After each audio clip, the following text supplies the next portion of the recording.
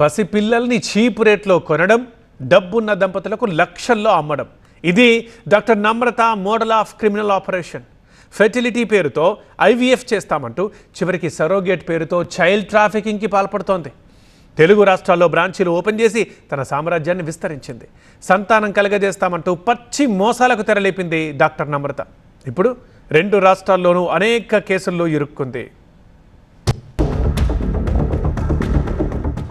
ఆమె చరిత్ర వివాదాస్పదం, ఆమె బిజినెస్ అరాచకం. ఇప్పుడు కాదు, 25 ఏళ్లుగా అదే మోడస్ ఆపరాండి. డాక్టర్ నమ్రత తెలుగు రాష్ట్రాల్లో ఓ సంచలనం. 2 రోజుల క్రితం బయటకొచ్చిన కేసుతో ఆమె డార్క్ హిస్టరీ మొత్తం బట్టబయలింది. పసిబిడ్డలతో వ్యాపారం, తల్లిదండ్రుల ఎమోషన్స్, సెంటిమెంట్స్ చక్కగా పసిగట్టిన డాక్టర్ నమ్రత పెద్ద మాఫియాకే తెరలేపింది. అసలు ఆమెకు వైద్యం తెలుసో లేదో కానీ ఐవీఎఫ్, సరోగసీ అంటూ మాయమాటలు చెప్పి చివరకు ఎవరి బిడ్డలనో బ్లాక్ మార్కెట్ లో కొని తన దగ్గరకు వైద్యం కోసం వచ్చిన వారికి అమ్మేస్తోంది. ఇదంతా ఎలా జరుగుతోంది అంటే ఆమె సృష్టించుకున్న సామ్రాజ్యమే. 10-15 ఏళ్లుగా అనేక కేసుల్లో నిందితురాలిగా ఉంది డాక్టర్ నమ్రత. చాలా మంది దంపతుల్ని ఇలానే మోసం చేసింది. హైదరాబాద్, విజయవాడ, విశాఖ తెలుగు రాష్ట్రాల్లోని ప్రధాన నగరాల్లో బ్రాంచీలు ఓపెన్ చేసి పెద్ద నెట్వర్క్ ని ఏర్పరచుకుంది. గతంలో ఆమెపై వచ్చిన కేసులతో లైసెన్స్ క్యాన్సిల్ కావడమే కాకుండా బ్రాంచీలు కూడా క్లోజ్ అయ్యాయి. వేరే డాక్టర్ల పేరుతో లైసెన్సులు తెచ్చుకుంది డాక్టర్ నమ్రత. వారి పేర్లతో ప్రస్తుతం బ్రాంచీలు రన్ అవుతున్నాయి. సృష్టి నుంచి సృష్టి యూనివర్సల్ పేరుతో ప్రస్తుతం తన నెట్వర్క్ నడుపుతోంది. నిజానికి ఒక జంటకు ఐవీఎఫ్ చేయాలన్నా, సరోగసీకి వెళ్లాలన్నా చాలా ప్రాసెస్ ఉంటుంది. ముందు దంపతులిద్దరికి 40-50 టెస్టులు చేస్తారు. ఈ టెస్టులు జరుగుతున్న క్రమంలోనే వారు ఐవీఎఫ్ కి గానీ సరోగసీకి కానీ అర్హులా కాదా అనేది తెలుస్తుంది. ఈ ఏఆర్టీ రూల్ 2022 ప్రకారం సరోగసీ అనేది చాలా స్ట్రిక్ట్ అయిందండి. ఎందుకంటే కమర్షియల్ సరోగసీని ప్రొహిబిట్ చేయడానికి ప్రభుత్వం ఈ రూల్స్ మేబీ ఇచ్చి ఉంటుంది. అందులో సరోగేట్ ఏజ్ కూడా 25 to 35 ఉండాలి. ఆమెకి ఖచ్చితంగా ఒకరు వారి 2 పిల్లలు ఉండాలి. తర్వాత ఆమె మెడికల్ కండిషన్స్ అన్నీ ఫిట్గా ఉంటేనే ఆమెను మనం తీసుకోగలుగుతాం. సరోగసీ కూడా ఐవీఎఫ్ ప్రాసెస్ ద్వారానే బయాలజికల్ మదర్కి గర్భసంచి లేకపోవడము, రికరెంట్గా అబార్షన్స్ అవ్వడము, ఆమెకి మెడికల్ కండిషన్స్ అలాంటి వాళ్ళలోనే మనం సరోగసీ అడ్వైస్ చేస్తాము. కానీ డాక్టర్ నమ్రత మాత్రం ఇలాంటి టెస్టులు ఏవీ చేయదు. Direct attack. 1-2 టెస్టుల తర్వాత మీరు సరోగసీకి వెళ్ళండి అంటూ ఒత్తిడి తీసుకొస్తారు. సరోగసీ అంటే దంపతుల నుంచి వీర్యం, అండం తీసుకొని ఐవీఎఫ్ ద్వారా పిండాన్ని అభివృద్ధి చేసి మరో మహిళ గర్భంలోకి ఎక్కిస్తారు. ఇలాంటి సరోగసీలో తల్లి ఎవరో దంపతులకు ముందే చెప్పాలి. గర్భధానం చేసే తల్లికి ఎలాంటి లోపాలు లేవని తేల్చుకోవాలి.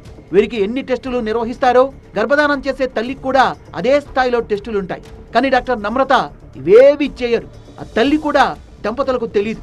ఆమె ఎవరో చూపించరు. ఎందుకంటే అసలు సరోగసీనే చేయరు కనుక. ఎవరికో పుట్టిన బిడ్డను తీసుకొచ్చి దంపతుల చేతిలో పెడతారు. ఇదిగో ఇది మీ బిడ్డే, పట్టుకెళ్ళిపోండి అని బలవంతం చేస్తారు. అక్కడ DNA టెస్టులు గట్రా లాంటివేవీ చేయరు. ఫస్ట్ ఆఫ్ ఆల్ ఒక కపుల్ ఇన్ఫర్టిలిటీ సెంటర్ని ఆశ్రయించినప్పుడు వాళ్ళకి అసలు ప్రాబ్లం ఏంటి అని కొన్ని నెంబర్ ఆఫ్ టెస్ట్లు ఉంటాయి. అంటే కొన్ని ఒక 40 నుంచి 50 వరకు టెస్ట్లు ఉంటాయి. డిపెండింగ్ అపాన్ వాళ్ళ క్లినికల్ హిస్టరీ ప్రకారం అన్ని టెస్టులు చేయించడం జరుగుతూ ఉంటుంది. కొన్ని సందర్భంలో మొదటి దశలోనే అన్ని తెలుసుకోవాలనేసి మోర్ నెంబర్ ఆఫ్ టెస్టులు కూడా చేయించే సందర్భాలు కూడా ఉంటాయి. And second thing, success rate అనేది కూడా కొంచెం ఆల్టర్ చేసి చెప్పడం. అంటే మన సెంటర్స్ని అట్రాక్ట్ చేసుకోవడానికి ఇన్స్టెడ్ ఆఫ్ సక్సెస్ రేట్ ఒక 20-30% దగ్గర కొంతమంది 100% అష్యూరెన్స్ ఇస్తూ ఉంటారు కూడా. డాక్టర్ నమ్రత చేసేదంతా చైల్డ్ ట్రాఫికింగ్. ఎందుకంటే ఇటీవల పట్టుబడ్డ కేసులో వైజాగ్ లో డెలివరీ అయిన ఓ మహిళ బిడ్డను 90,000 రూపాయలు కొని సరోగసీ పేరుతో దంపతులకు 30 లక్షల రూపాయలకు అమ్మేశారు. పాపం అమాయక బాధితులు దశల వారీగా డాక్టర్ నమ్రతకు 30 లక్షల రూపాయలు సమర్పించుకున్నారు. మాకు మెయిన్ తెలిసిందంటే సరోగసీ యాంగిల్ అసలు లేదు. This clinic has some agents in the area and through those agents they identify these vulnerable pregnant women. వాళ్ళని ఐడెంటిఫై చేసి ఈ కేసులో కూడా ఒక Assam native couple Hyderabad based ఉన్నారు. వాళ్ళని ఐడెంటిఫై చేసి వాళ్ళని విశాఖపట్నం తీసుకెళ్ళి డెలివర్ చేపించి చైల్డ్ని ఒక 80-90,000 వాళ్ళ చేతిలో పెట్టేసి వాళ్ళని పంపించేసి ఈ చైల్డ్ని వీళ్ళకి మీ సరోగేట్గా పుట్టిన చైల్డ్ అని వీళ్ళకి హ్యాండ్ ఓవర్ చేశారు.